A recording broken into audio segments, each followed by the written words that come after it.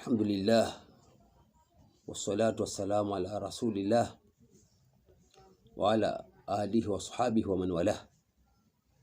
Ndugu zangu watazamaji wa The Mu'min Online TV, leo hii tunapenda kutoa faida ya Suratul Kauthar, lakini kwa njia ya mtu ambaye anakufanya mambo ya shari, ama kwa mtu ambaye alikudhulumu.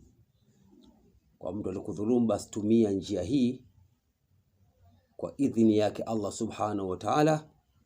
Huyo mtu jawabu utalipata kwa ile dhulma yake aliyokufanyia, lakini wala tafalu illa bimustahiq, usifanye isipokuwa kwa mtu ambaye mwenye kustahiki. Taratibu gani utaanza? Utaanza kama kuna mtu amekufanyia dhulma, basi utaanza kuswali rakaa mbili. Rakaa kwanza utasoma alhamdu na alam tara kaifa faala rabbuka bi ashabil fil kwa hisabu ya witri kama 7, 9 mpaka 99 kama unaweza.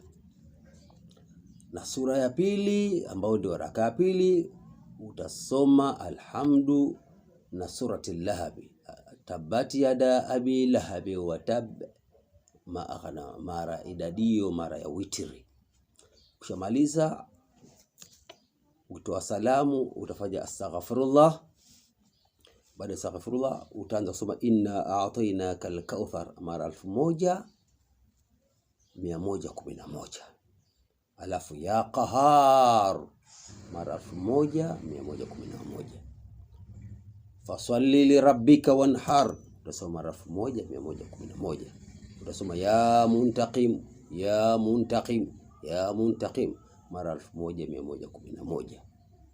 Inna shani'aka huwal abtar, inna shani'aka huwal abtar mara 1111. Kisha utamaliza ya mudhillu mara 1111.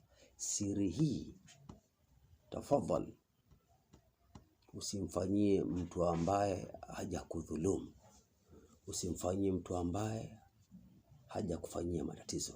Na bukhuri zake wakati unaposoma dua hii upate altiti, upate karafuu maiti, upate pilipili manga, upate chumvi, ndio bukhuri ambazo zinaweza kwenda kwenye dua hii. Kwa hiyo usifanye isipokuwa kwa mtu ambaye alikufanyia madhila yaliyopitiliza, kwani jambo hili limefanyiwa uchunguzi mkubwa. Watu wa ilmu walifanya pale walipofanyiwa madhila, matokeo yake yalikuwa ni makubwa kabisa.